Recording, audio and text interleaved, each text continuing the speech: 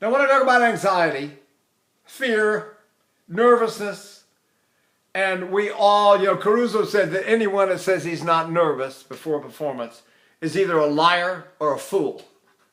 So we have to understand that we are going to be nervous. And when does nervous turn into anxiety? When do we get really afraid? That's bad. You get really afraid, it starts paralyzing you.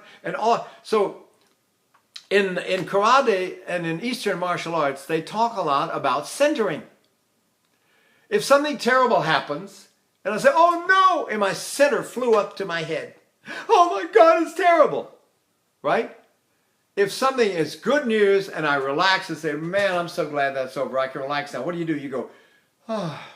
And your center drops from up here down to your abdomen. The way you deal with anxiety and fear and anxiousness and all these problems, and it doesn't have to be to sing, it can be to live your life. The martial artists really do know a lot about it, because in the history of martial arts, you had to fight whether you were happy, sad, or angry, or what. You can't get angry. If I get angry, my center's up here. See? If I get sad, my center's up here. Anything makes my center. If I win the lottery, I go, oh my God, I won the lottery. I'm so high-centered I can't sing. So the idea is to go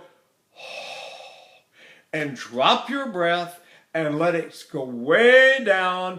And some of this contrary motion breathing method is very good. You breathe in your buttocks like they're balloons and you fill them up. And then you exhale into your lower abdomen. That's in the Caruso book too. He said, keep the breath well down toward the abdomen at all times. So where was he sighing then? Think about it. That means his contrary motion started somewhere, he said, way down his lower back. And then he did a contrary motion. So that breath then drops down in your abdomen. And so many people prescribe deep breathing for anxiety or yoga because there's so much breathing and posturing. All the posturing makes you bend over at the hinge at your hips and gets your center down. The idea is for you to physically do movement like yoga, karate, tai chi. All of these things will help get your center down, and then you will breathe accordingly. You breathe, let's say you bend over to touch your toes. Well, where do you have to breathe? You have to breathe in your lower back. See? Let's say you're doing the King of Dancers, and you're all throwing like that, one leg up in the air. Well, that makes your chest open, but it also throws your abdomen outward, and your back, lower back, pre-closes like this. And when you breathe, the pressure goes in the back and opens it slightly, and you end up breathing way down in your abdomen. So this is the way to deal with anxiety. It really is. It really works. It doesn't mean the problem has gone away. It's waiting for you right outside the door. The problem is still there, and you're still going to have to deal with it one way or another. But to get upset, oh my God, it's not going to help you. You get like that, you can't sing. You get angry, you can't sing. You might even hurt yourself. Sometimes singers get angry. Look at Cetacini. She was the greatest singer. Caruso and Toscanini thought she was the greatest soprano they ever heard. And they both knew Poncel. I mean, they both knew Poncel, and Toscanini knew Kirsten Flogstad. And they still thought that Cetacini was the greatest soprano. Lars Melchior told me he heard her in a concert. She couldn't really sing anymore, and she sang about 5 or 6 notes that were the greatest notes he's ever heard in his life. And he was personal friends with Flogstad, sang with her all the time. Everybody thought, well, she did probably one of the greatest voices in history, no doubt about it. So, what are we supposed to do then about all of this, this anxiety? We simply say, you know what?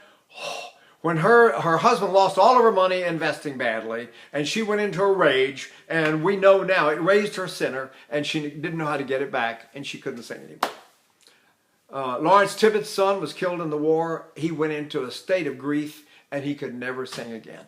It's happened so many times where people get upset or something, and they can't sing, right? So we want to have a method that we use to get our centers back down.